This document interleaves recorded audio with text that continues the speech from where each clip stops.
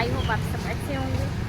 आज दिनांक 21/8/2024 SC/ST आरक्षण बचाव के लिए कुनकुरी में रैली निकाला गया है। आप देख सकते हैं ये सभी भी वहीं जा रहे हैं आदिवासी ड्रेस लगा के। तो SC/ST में जो आते हैं उन्हें जो आरक्षण जो लाभ मिलता है वो लाभ देना नहीं चाहते। तो हमें जो लाभ जो अधिकार मिला है उससे हम पीछे क्यों हटें। हम अपना अधिकार अपना हक मांगने के लिए आवाज़ उठाएं।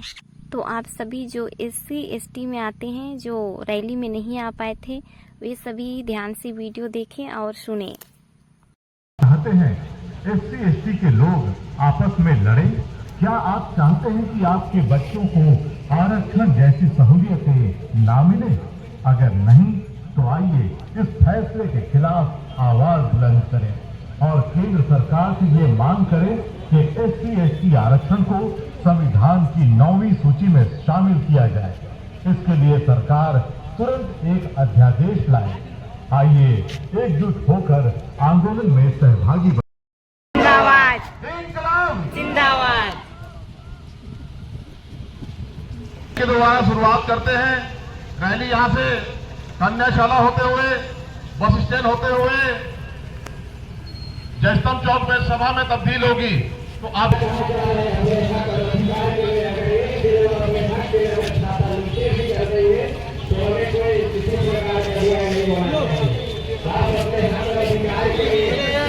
नहीं चलेगी नहीं चलेगी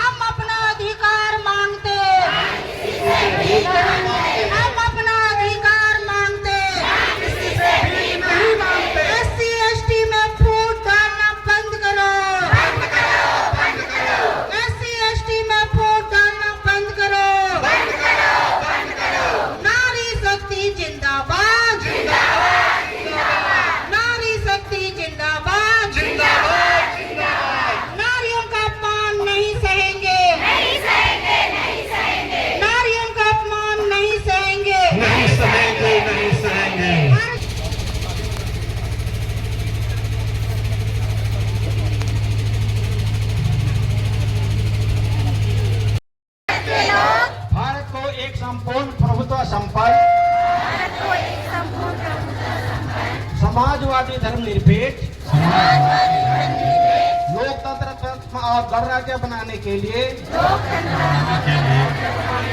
तथा उसके समस्त नागरिकों को सामाजिक आर्थिक और राजनीतिक न्याय विचार अभिव्यक्ति विश्वास और धन उपासना की स्वतंत्रता प्रतिष्ठा और अवसर की समान क्षमता प्राप्त करने के लिए तथा उन सब में व्यक्ति की गरिमा और राष्ट्र की एकता और अखंडता सुनिश्चित करने वाली बंधुत्व बढ़ाने के लिए दृढ़ संकल्प होकर अपने संविधान सभा में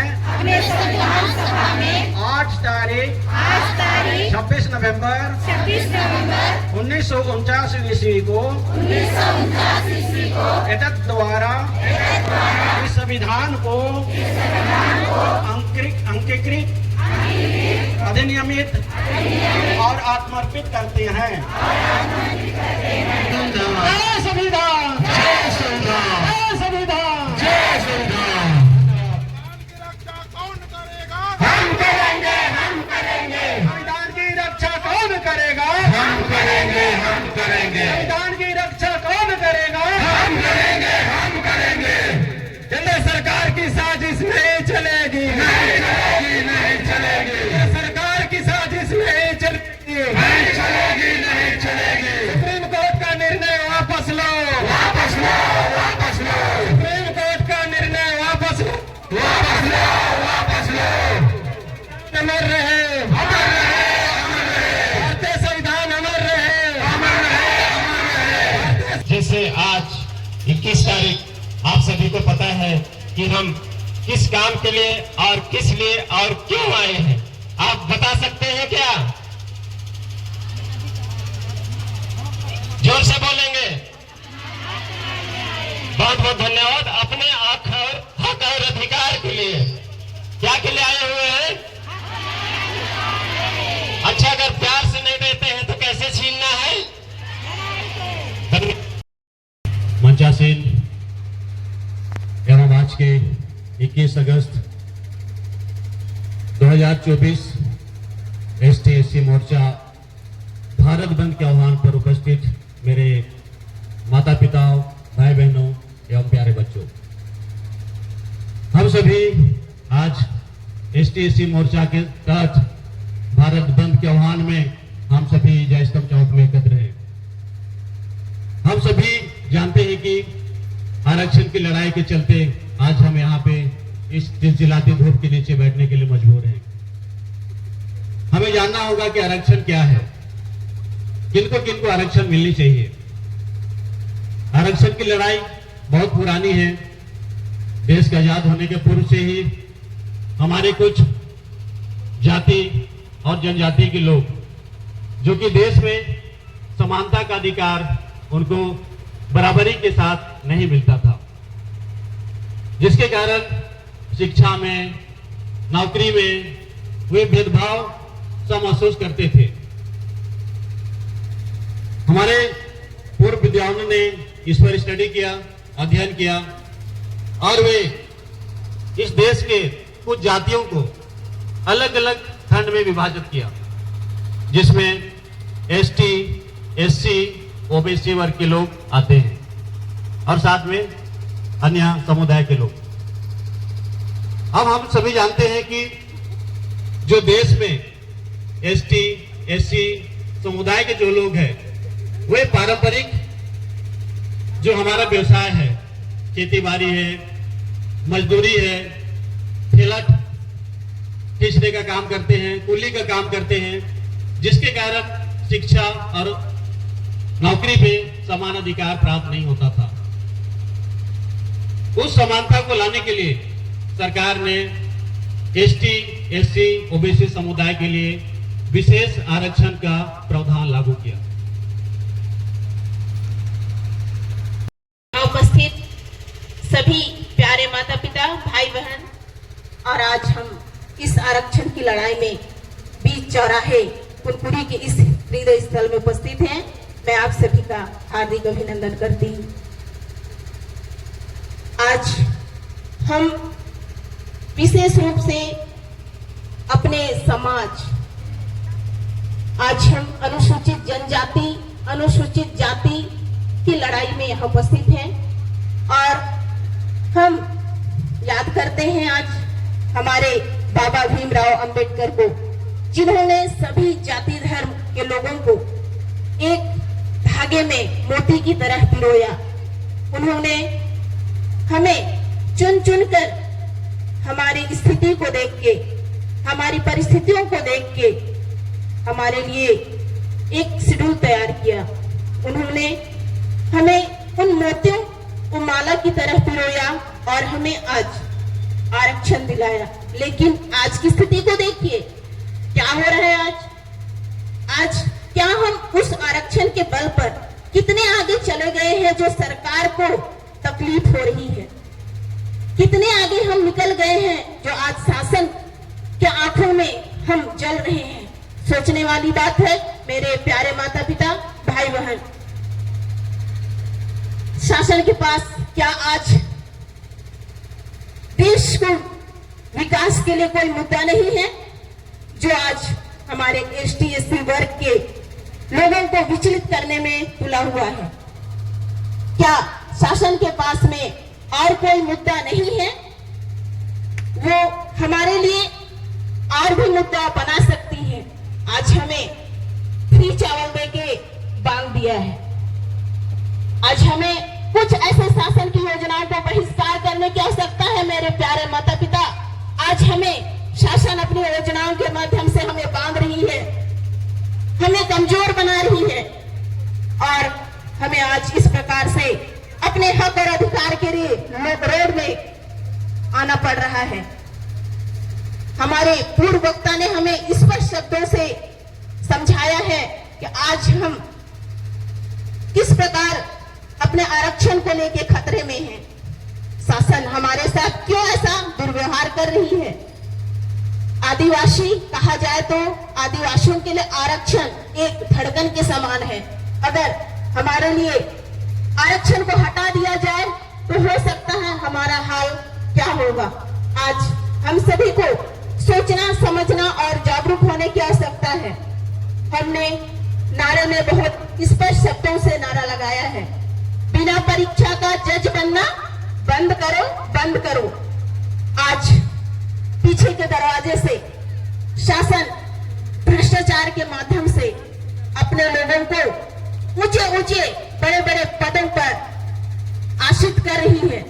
तो हमारे जो दलित वर्गों के बच्चे दिन रात मेहनत करके अपना खून पसीना एक करके आईएएस आईपीएस पद पे पदस्थ हैं, वो भी तो विशेषज्ञों के रूप में उन पदों में आश्रित हो सकते हैं। लेकिन शासन के द्वारा आज हमारे आरक्षण को वितर करने के लिए कई प्रकार की मंशा, कई प्रकार की योजनाएं तैयार की जा रही है।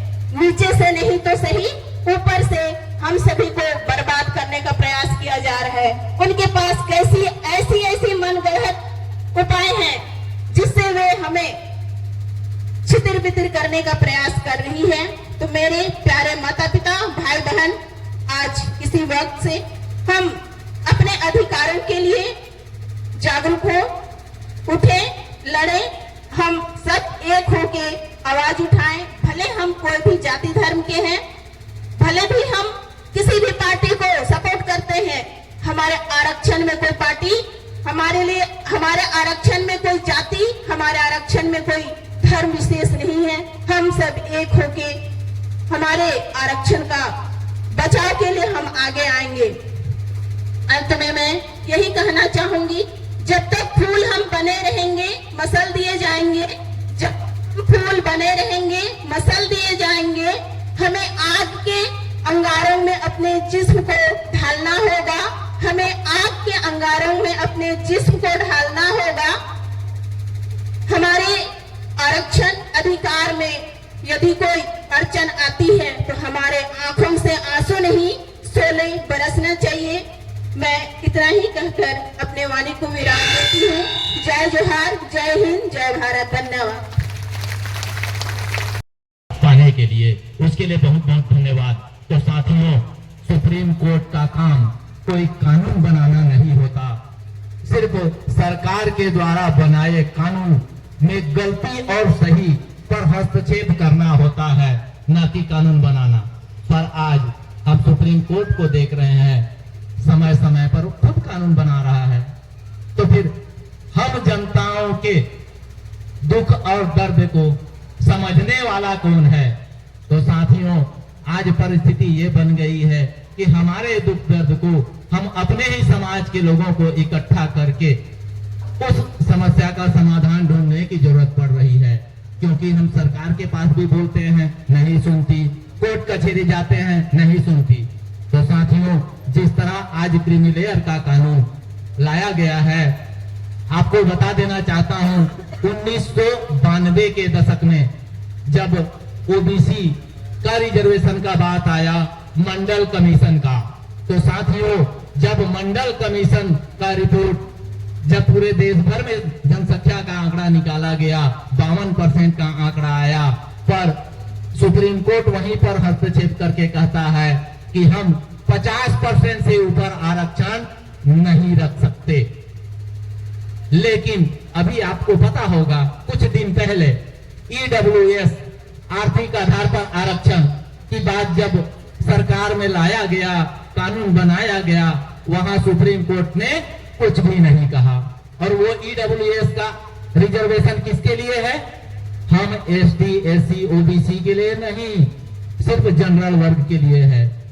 पहले भी जब 1992 में 50% रिजर्वेशन जनरलों के लिए स्पेशल सुरक्षित रख दिया गया, उसके बाद 10% अलग से आरक्षण उनको देने की जरूरत क्यों पड़ी?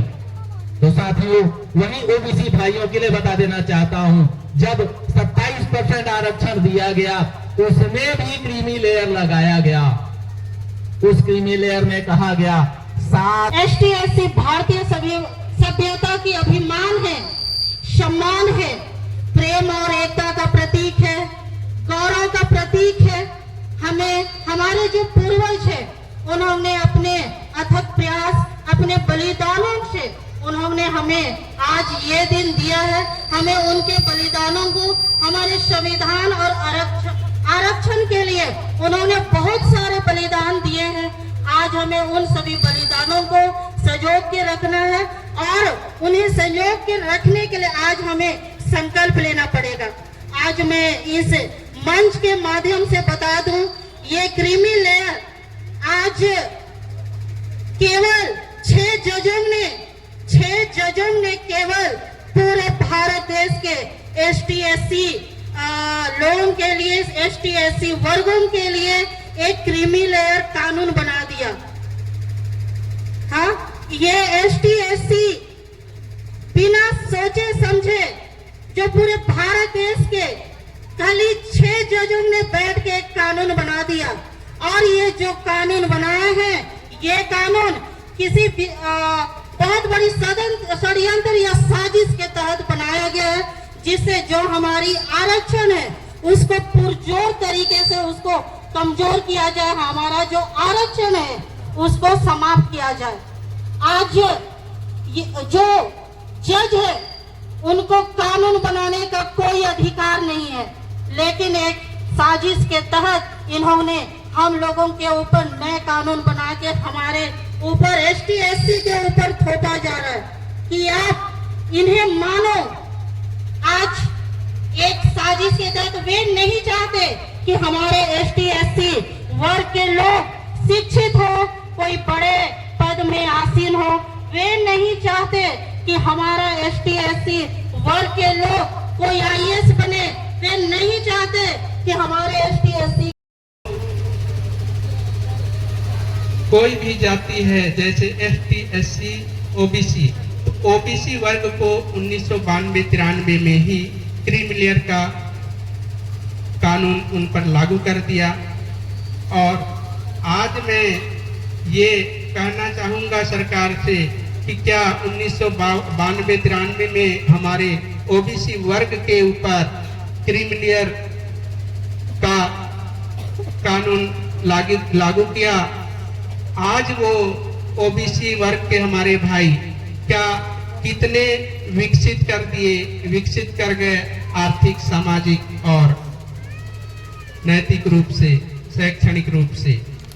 यदि वो बहुत विकास कर लिए तो वो औरों पर भी लागू किया जाना चाहिए था, लेकिन ऐसा हुआ नहीं। फिर भी आज हमारे ST-SC वर्ग के बीच ये वर्गीकरण जबरन किया जा रहा है, जो हमें किसी भी कीमत पर मान्य नहीं है। क्रीमिलियर ठीक ऐसे ही है, ऐसे चीज है जैसे यहाँ पर मैं बता दूं, चना रखा हुआ है और वो चना को हमारे बीच में खाने के लिए दिया गया है। कैसे लोगों को? जिनकी दांत नहीं है उनको खाने दिया गया है, ऐसे समझिए। क्यों? क्योंकि हमारा ST कोटा है, उस कोटे पर भी कोटा, अर्थात क्या कोई भी ST-SC समाज के लोगों का आर्थिक, सामाजिक स्तर ऊपर उठ गया तो उनके आने वाली पीढ़ियों को वो चीज, ST तो रहेंगे लेकिन ST का लाभ उनको नहीं दिया जाएगा। अर्थात चना रखा हुआ है, ये ST है, इनकी दांत भी है लेकिन ये नहीं खा सकते। खाएंगे कौन? जिनके दांत नहीं है। अर्थात चना भी रह जाए और उनको चना भी ना मिले जो खाना चाहते हैं। इस टाइप का हम इसे समझ सकते हैं। और ये क्रीमिलियर जब लागू हो जाएगा, या EWS जिनको अभी हम बता रहे थे, उस पर आर्थिक बंदिश भी है। आर्थिक आय 8 लाख रुपए के अंदर वार्षिक आय होनी चाहिए, जबकि हमारे ऊपर आज आर्थिक आय 2.5 लाख से ऊपर ना हो, तभी हम गरीबी रेखा में रह सकते हैं। जबकि वो 8 लाख से ऊपर ना जाए, अर्थात 7,999 रुपए वार्षिक आय उनका है, तब तक वो गरीबी रेखा में आ सकेंगे, क्रीमिलियर वाले। ऐसा इनने ये क्राइटेरिया बनाया, ये एक रेखा खींचा है।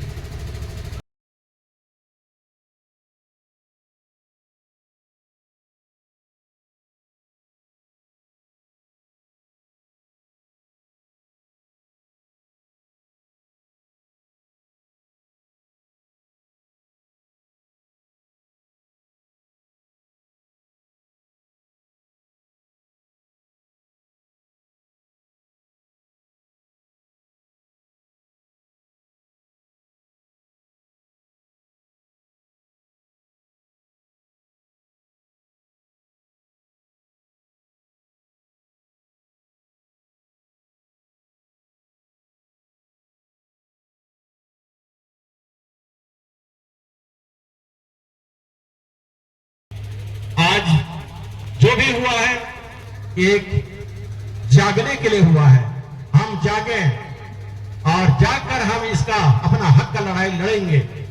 तो धन्यवाद और आभार व्यक्त करते हुए आज मैं आज के इस सभा का